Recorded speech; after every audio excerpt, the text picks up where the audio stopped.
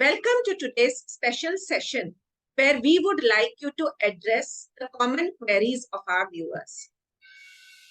Before we start the question and answer, let me briefly introduce Swami Raj Vibhuji to our viewers. Swami Raj Vibhuji hails from the Kumbhak lineage and is graced by Adi Guru. He has dedicated his life into research of human race and has provided solutions through his one-of-a-kind Kumbhak therapy kriyas, which are effective for a wide range of chronic ailments that plague the human race today. I sit before him as a beneficiary of his program. Thank you, Swamiji. My first question, Swamiji, is that neuromusculoskeletal disorders in adult population today has reached a pandemic level with millions facing problem across all age groups. Kumbhak therapy program curated by you have benefited thousands to help them lead a healthier and a pain-free life with lesser dependency on medicines. Please throw some light on this therapy for our viewers. So Kumbhak, first I'll tell you a little bit about Kumbhak. So Kumbhak basically are of three kinds. One is, you can call it, we can name it by any name, but basically one is called as Puraka, the second one is Shunyaka, and the third one is Kaivalya. Now what does it mean in terms of, because see, throwing words to people, this is what is happening from everywhere. Allopathy is throwing words, yoga is throwing another words, and we are also throwing some words. Unless and until you get it through your own experience, आपके अनुभव में क्या है, अगर आप उसको देखेंगे तो जब भी आप जोर लगाते हैं, है ना, जोर लगाते हैं, तो दैट इज कॉल्ड एज पूरका. When you make effort, that is पूरका. शून्यका is coming out of an effort, and Kaivalya cannot be described because that is holding the whole life function, है ना. उसको आप बड़ी आसानी से डिस्क्राइब नहीं कर सकते. अच्छा, इसको और भी छोटे तरीके से हम बोल सकते हैं, but the real value will get lost. इसको और भी छोटे तरीके से मैं बोल सकता हूं, बट कुंभक का जो बड़ा आयाम है ना, वो छूट जाएगा कहीं. जैसे if I say, if you hold after inhalation, it is Puraka. If you hold after exhalation, it is Shunyaka. If you hold without inhalation, exhalation, it is Kaivalya. Now, for some, it will not make sense. For some, it will get very precise, but then the larger umbrella will be lost. अच्छा, तो एक पक्ष पकड़ते हैं और उसको फिर समझने की कोशिश करते हैं. Neuromusculoskeletal problem has two parts. How it happens, कैसे न्यूरोमस्कुलोस्केलेटल सिस्टम डेवलप होता है, और दूसरा what it does, ये करता क्या है. तो यहां से शुरू करें, ये करता क्या, what does it do?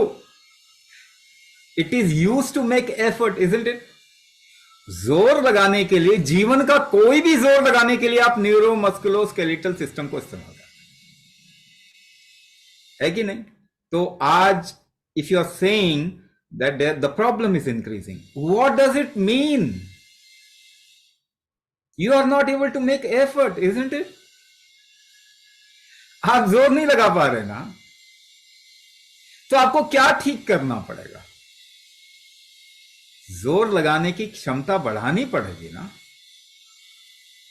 तो जोर लगाने के लिए क्या इस्तेमाल होता है? कुंभक यूज होता है ना. तो आपको कुंभक कैपेसिटी बढ़ाना पड़ेगा. As simple as this. अब थोड़ा पीछे जाके देखते हैं, why it is happening today. There are few reasons, है ना, जिस वजह से हो रहा है. इसी के साथ में मैं आपको दूसरा पक्ष, हाउ इट गेट्स मेड, और इसका जनरेशन कैसे होता है, बनता कैसे. एक छोटा बेबी बड़ा हो जाता है, the whole neuromusculoskeletal system grows up. तो ये प्रॉब्लम के साथ में मैं इसको कोरिलेट करूंगा। एक पक्ष हमने बताया कि जोर लगाने के लिए इस्तेमाल होता है, जोर लगाने की क्षमता कम हो गई, उसको बढ़ाना पड़ेगा, एक सीधा सीधा सोल्यूशन। अब जोर लगाने की क्षमता कम हो गई और इसका कोई डीजेनरेशन ज्यादा हो रहा है, तो इसको कैसे देखेंगे, इसको जरा समझते हैं। तो आपके शरीर के अंदर कोई भी चीज मैन्युफैक्चर कैसे होता है, हम इसकी बात कर रहे हैं। हमेशा मैन्युफैक्चर होने के लिए आपके शरीर में एक चीज का है मेटाबॉलिज्म यूज होता। मेटाबॉलिज्म ठीक रहे उसके लिए एक दूसरा सिस्टम भी हमको मिला हुआ है। इसको मैं ऐसे बोलता हूं कि you are design to utilize food, your food, मगर फूड की जगह कुछ और चीज डालेंगे तो उसको बचाने के लिए आपका शरीर काम करेगा। That is your immune system, कह सकते हैं सिंपल टर्म्स में, इम्यून सिस्टम कह सकते हैं। तो मेटाबॉलिज्म वीक होगा तो रीजनरेशन नहीं होगा आपके बॉडी में, न्यूरो मस्कुलोस्केलेटल सिस्टम जो है ये ठीक से बन नहीं पाएगा। तो मेटाबॉलिज्म वीक कब होगा, इसके दो पक्ष हैं। एक, क्या आप डाल रहे हैं, दूसरा आपका बल, स्ट्रेंथ कितना, ये दो पक्ष से समझते हैं। फूड खाने से आपको स्ट्रेंथ नहीं मिलता, आपके स्ट्रेंथ से फूड डाइजेस्ट होता, पहली बात यह। तो फूड से आप सोचेंगे आप अपनी स्ट्रेंथ को वापस लाएं तो कभी नहीं होगा। आपका जितना स्ट्रेंथ होगा उतना अच्छे से सेम फूड यूटिलाइज होगा। इसको एक एग्जांपल से समझते हैं कि 10 इंसान को एक ही तरीके का फूड दीजिए, 1 साल के बाद में 10 इंसान को चेक करो, क्या सबका सेम तरीके की बॉडी डेवलप हुई? नहीं होगा ना, नहीं होगा। तो इसका मतलब फूड की वजह से नहीं है, वो food can be just one part of it, मगर फूड की वजह से बॉडी डेवलप नहीं हो रहा है, उसकी यूटिलाइजिंग कैपेसिटी से यूज हो रहा है ना, और बॉडी डेवलप हो रहा है। कितना इस्तेमाल कर पा रहा है, कितनी क्षमता है, स्ट्रेंथ कितनी है बॉडी में। तो सेम फूड आज डिजीज हो गया, मगर सेम फूड की वजह से कई लोग हैं जो कि अभी भी बीमार नहीं हैं, क्योंकि उनका टॉलरेंस अच्छा है, उनकी झेलने की क्षमता अच्छी है, उनकी यूटिलाइज करने की क्षमता अच्छी है। तो एक पार्ट मेटाबॉलिज्म वीक अगर है तो फिर आपका न्यूरोमस्कुलोस्केलेटल सिस्टम डेवलप ठीक से नहीं होगा।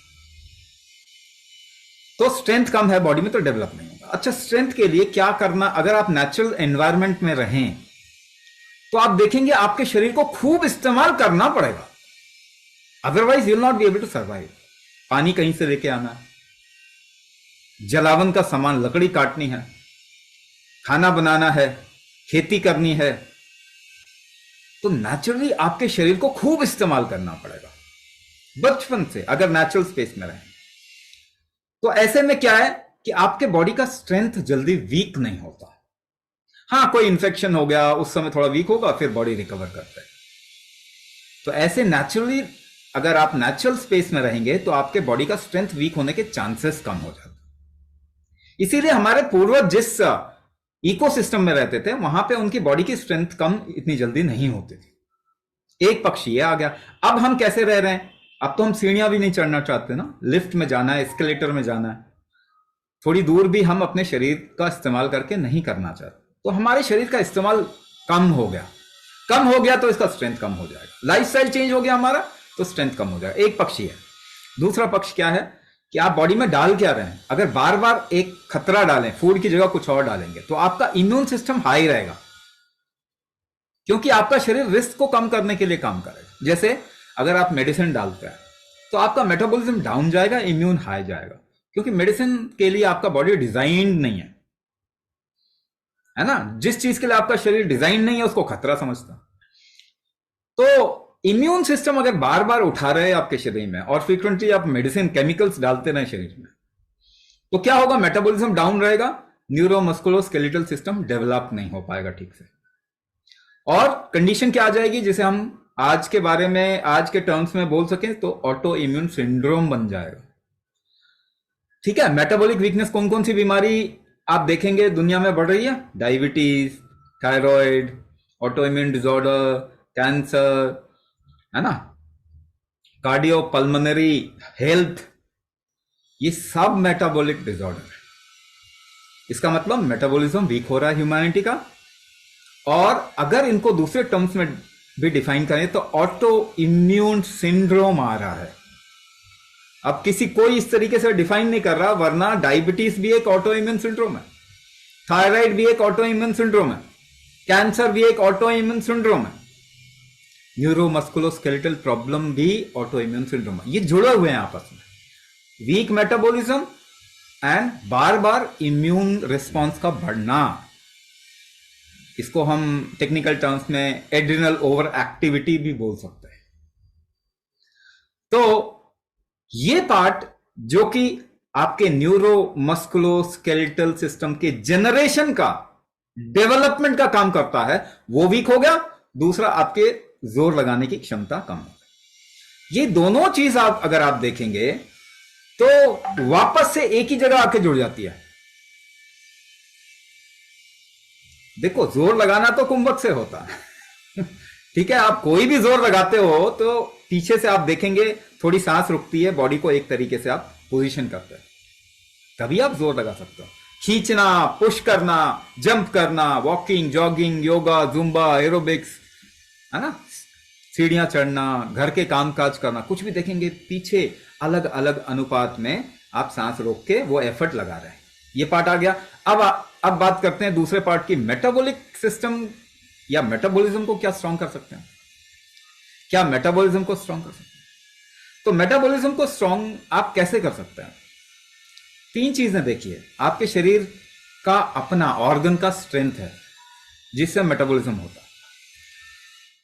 ऑर्गन का एक रिदम है काम करने का, जैसे हार्ट का बीट होता है उसी तरीके से लिवर का भी एक तरीका होता, एक रिदम होता है, लय होता है। आपके पिट्यूटरी ग्लैंड कैसे हार्मोन या पिट्यूटरी हाइपोथैलेमस एक्सिस किस तरीके से आपके बॉडी को कंट्रोल करता है, उसका एक लय है, रिदम है। तो स्ट्रेंथ, रिदम, और तीसरी चीज आती है, जैसे मैंने एक एग्जांपल लेके समझ सकते हैं कि मेटाबॉलिज्म नीचे गया, इम्यून ऊपर गया, फिर इम्यूनिटी को नीचे जाना पड़ेगा, मेटाबॉलिज्म को ऊपर आना पड़ेगा। ये होम्योस्टैटिक बैलेंस करने का भी आपके शरीर में स्ट्रेंथ होना चाहिए। तो स्ट्रेंथ, रिदम और बैलेंस 3 चीजें बताया। आयुर्वेद में इसी को हम वात पित्त कफ के तरीके से मानते हैं। हम क्या कहते हैं? वात पित्त कफ। जो वात है, जो बेसिकली वात है, वो प्रेशर, आपके बॉडी में कितना प्रेशर डेवलप हो रहा है, प्रेशर इंडेक्स क्या है आपके बॉडी का, वो वात है। प्रेशर को कुंभक ही रेगुलेट करता है। प्रेशर ग्रेडियंट आपके शरीर में सांस रोकने से रेगुलेट होता है। पित्त टेम्परेचर है। सो वात प्रेशर की वजह से टेम्परेचर भी आता है आपके बॉडी में, और प्रेशर और टेम्परेचर की वजह से कफ, फूड का यूटिलाइजेशन होता है, टिश्यूज का निर्माण होता है। तो वात पित्त कफ इस तरीके से काम करता है। तो इन तीनों का रेगुलेटरी मैकेनिज्म कुंभक है। वापस से आ जाए तो आपके ऑर्गन का स्ट्रेंथ भी कुंभक ही है, क्योंकि स्ट्रेंथ फंडामेंटली कुंभक है। और अगर बैलेंस की बात करें, लय की बात करें, डांस करें, डांस कैसे करते हैं आप? अलग अलग अनुपात में सांस रोक के ही करते हैं। एक पांव पे खड़े हो जाइए, बैलेंस बनाने की कोशिश कीजिए, या फिर कोई आपको बोलिए किसी को धक्का देने के लिए, आप गिरने से बचेंगे। बैलेंस बना के रखना चाहेंगे तो क्या करेंगे? आप सांस रोक के अपने स्थान को पकड़ना चाहते हैं, ऐसे ही करना चाहते हैं। एक पांव पे खड़े हो जाएंगे, सांस रोक के आप बैलेंस बनाना चाहते हैं। तो स्ट्रेंथ, बैलेंस और रिदम भी जो है सांस रोक के ही बनता। या वात पित्त कफ भी सांस रोकना, मैं बहुत छोटे टर्म्स में कुंभक डिफाइन कर रहा हूं, मगर अगर बहुत ज्यादा छोटे होने चाहेंगे, obviously will miss the larger part. But ऐसे भी अगर हम समझना चाहें तो ऐसे भी समझ सकते हैं कि कुंभक की वजह से ही वात पित्त कफ भी रेगुलेट होता है। कुंभक की वजह से ही आपका स्ट्रेंथ, बैलेंस एंड रिदम भी रेगुलेट होता है। जो अग्नियां हैं आपके शरीर के अंदर, वो भी कुंभक की वजह से बढ़ती या कम होती। कफ कितना यूटिलाइज हो रहा है, वो भी कुंभक की वजह से होगा। फ्लो कुंभक की वजह से ही होगा। आप कॉन्स्टिपेटेड हैं, थोड़ा सांस रोक के पुश करते हैं ना, उल्टी होती है उसके पहले सांस रुकती है ना, छींक मारते हैं, सांस रुकती है ना पहले। तो बॉडी का कोई भी एक्टिविटी कुंभक से ही रेगुलेट होता है। तो रीजनरेशन अगर हम करें ठीक से, और एफर्ट मेकिंग एबिलिटी जो कम हो गई है हमारी, वो अगर हम रीस्टैब्लिश करेंगे, तो आप देखेंगे कि हमारे न्यूरोमस्कुलोस्केलेटल प्रॉब्लम जिसकी वजह से हम फंक्शन नहीं कर पा रहे, पहली चीज क्या हो गया, हम फंक्शन ज्यादा कर पाएंगे। दूसरा, रीजनरेशन में टाइम लगता है, क्योंकि इतने 40, 50, 60 साल से जो शरीर को खराब किया गया, उसको पूरा का पूरा रिवर्स करना है, थोड़ा समय देना पड़ेगा। मगर आपका शरीर रिकवरी कर सकता है। तो हम कहां पे काम कर रहे हैं? हम मेडिसिन पे काम नहीं कर रहे। आप अगर ये सोचे कि मेडिसिन आपको ठीक करती है, तो आप गलत सोच रहे हैं, क्योंकि मेडिसिन किसी चीज को ठीक ही नहीं करती। बता दीजिए 100 साल में एक डायबिटिक पर्सन जो कि दवाइयों से ठीक हो गया, ब्लड प्रेशर का मरीज, हार्ट डिजीज का मरीज जो दवाई से ठीक हो गया, थायराइड का मरीज, ऑटो इम्यून डिसऑर्डर का मरीज, रूमेटाइड आर्थराइटिस, या फिर ऑस्टियो आर्थराइटिस, कोई भी ऑटो इम्यून डिसऑर्डर, ल्यूपस, नाम ले लीजिए कुछ भी, myasthenia gravis, neuro degeneration, drop foot, tennis elbow, frozen shoulder, नाम देते आप, कोई भी नाम बता दीजिए, कौन ठीक हो गया? कौन ठीक? कोई भी ठीक नहीं हुआ। कितने लोगों का कैल्शियम खा के ऑस्टियोपोरोसिस ठीक हो गया, बता दीजिए? क्योंकि हम गलत जगह देख रहे हैं। अगर केमिकल दवाई तो आपको बर्बाद कर देगी अगर लंबे समय तक लेंगे, आयुर्वेदिक दवाई भी आपकी शक्तियां तो नहीं बढ़ाएंगी ना, वो भी उतना ही यूज होगी जितनी आपकी बॉडी की स्ट्रेंथ है। तो हम काम कहां कर रहे हैं? हम शरीर के ऊपर काम कर रहे हैं। शरीर जिस तरीके से बनता है, जिस तरीके से फंक्शन करता है, हम उस कोर पे काम कर रहे हैं और उसी से ठीक होता है। इसीलिए हमारे पास में ऐसे लोग आते हैं, पैरालिसिस के लोग, जिनका सेंसेशन वापस आ जाता है। डायबिटीज के लोग आते हैं, उनको ग्लूकोमा होता है, उनका ग्लूकोमा ठीक हो जाता है। तो एएमएच काउंट दुनिया में कहीं नहीं बढ़ता, कुंभक करने से बढ़ जाता है। मगर एक तरीके से काम करना, the way your body function, उस तरीके से, क्योंकि आपका बॉडी फंक्शन ही कुंभक पे करता है। तो उसको अगर उस तरीके से सपोर्ट करेंगे तो प्रॉब्लम सॉल्व हो जाती है। इसीलिए लोग आ रहे हैं और उनकी प्रॉब्लम सॉल्व हो रही है। मगर एक बात मैं फिर भी बोलना चाहूंगा कि आपने अगर 40 साल अपने शरीर को बर्बाद किया, तो कुछ साल तो आपको देना चाहिए और अपनी कैपेसिटी से काम करें। 100% आपका शरीर जानता है कि कैसे अपने आप को ठीक रखना है, रिकवर करना है, क्योंकि लाखों सालों से उसने यही किया। Human body knows only one thing, recovery, doesn't know any other thing.